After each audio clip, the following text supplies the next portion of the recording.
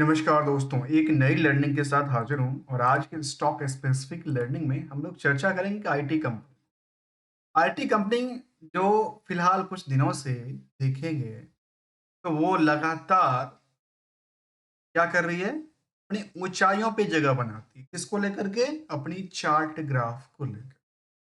जिनके पास जिनके पास मैं क्लाइंट लिस्ट से बात करूं, H D F C, ICICI के अलावा एचपी के अलावा देखने को मिलता है कि कंपनी में एक्सिस बैंक्स जैसे कंपनी, डिलॉयट्स जैसे कंपनी भी शामिल है। और इनका कारोबार एसबीआई कार्ड और सिटीजनस टेक एल फाइनेंस जैसे कंपनी को लिए भी कंपनी कामकाज करती है। इसका नाम है ओरिएंट टेक्नोलॉजी, जो खास करके आजकल नया जमाना चलता है एआई का, और एआई बेस में भी इस कंपनी का हाथ थोड़ा सा बढ़ता नजर आता है और आईटी सोल्यूशन को लेकर के काफी बेटर कामकाज करती है, जहाँ पे सर्विसेज में क्लाउड एंड डेवलप ओपीएस का सर्विस, डेटा मैनेजमेंट की service, data centre solutions, and user कंप्यूटरिंग का सर्विस और टेक सपोर्ट पे अच्छी खासी कारोबार करती नजर आती है। तो क्यों नहीं स्टॉक मार्केट का रिएक्शन पे इसका इनको क्या करेगी, एक बैकअप सपोर्ट दे सकती। जहाँ पे हम चार्ट को देखें तो चार्ट में कहती है, जो लगातार कुछ दिनों से लगातार गिरावट चल रही थी। गिरावट के बाद मार्केट में एक लंबी ट्रेड आती है, बड़ी ट्रेड आती है, और ट्रेड जब पूरे मार्केट शांत बैठी थी तो एक लंबी ट्रेड के लिए कोई इंतजार कर रहा था। लंबे ट्रेड आती ही मार्केट की ऊंचाइयों पे जगह बन जाती है। जहाँ बुक वैल्यू बिल्कुल साइलेंट है, इंटरेस्टिंग वैल्यू साइलेंट है, कंपेरिजन टू द बाकी पार्ट्स में देखें तो करंट जो प्राइस है वो 364, जो कि लगातार हायर टू हायर को क्या कर रही है, हायर टू हायर पे जगह बनाती है। 247 से स्टार्ट हुआ था और इसमें देखा जाए तो करीब 373 तक पहुंचा है। जबकि इसको कंपेयर करें आज भी इंडस्ट्रियल के पीई से, तो आज भी ये अंडर वैल्यूड की कैटेगरी में आता है। यदि इसके अकॉर्डिंग ये चलती है तो यहाँ से 10% तो और पॉसिबल है। 10% चलने का मतलब हो जाता है कितने का?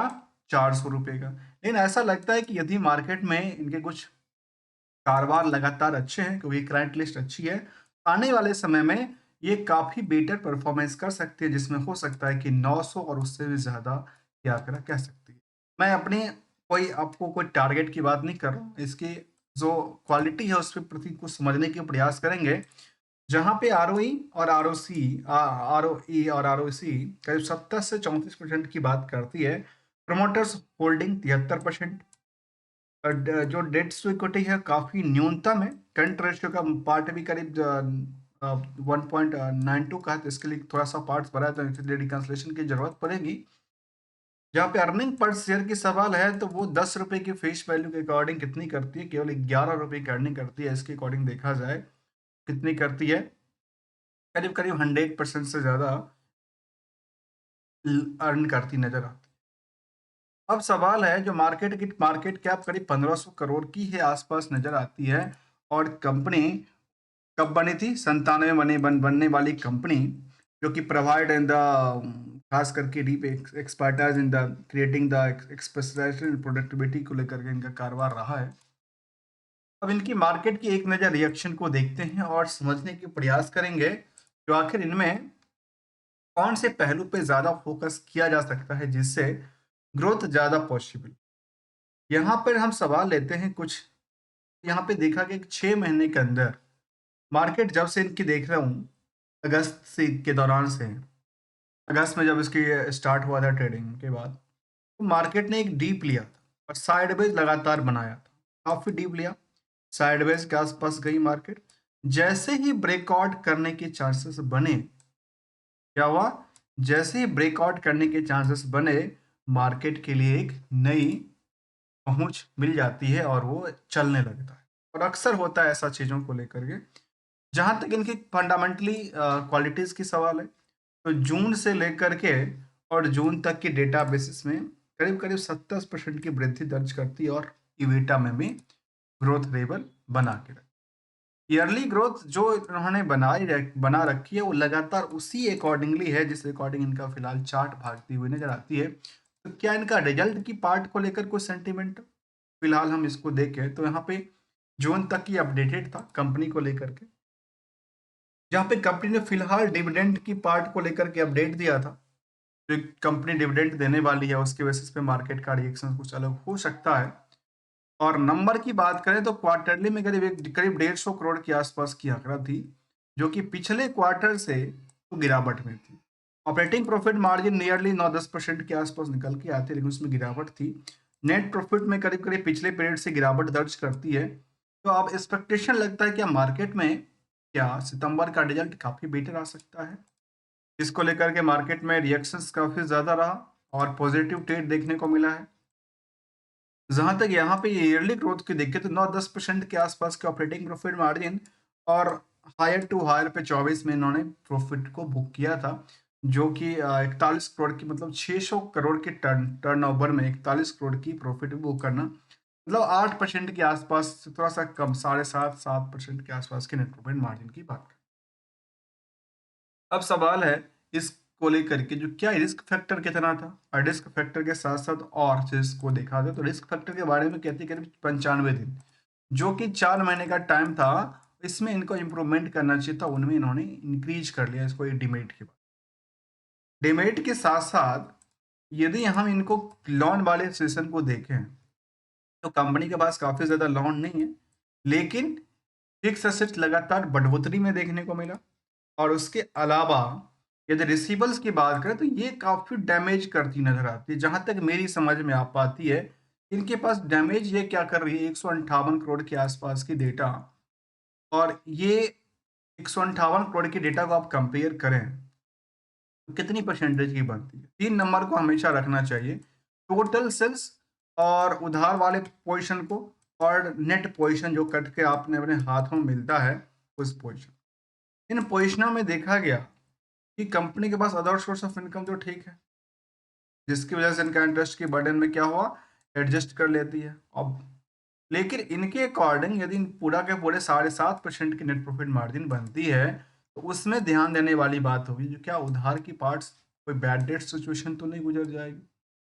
लेकिन as per the client base जो कंपनी कहती है, हमारे पास क्लाइंट की लिस्ट जो कहती है, उस क्लाइंट लिस्ट पे तो ऐसा देखने को नजर नहीं आ सकती जो ऐसा कोई पैसा इनको रख ले। एनपीसीआई की बात करूँ, स्टार की बात करूँ, बीडी पीवी की बात करूँ, या सूक्ष्म की बात करूँ, इंटिग ग्राउंड्स की बात करूँ, एससीजी की बात करूँ, डब्ल्यू की बात, ये इनके पास क्लाइंट लिस्ट तो काफी लंबी चौड़ी उन्होंने व्यक्त किया हुआ है।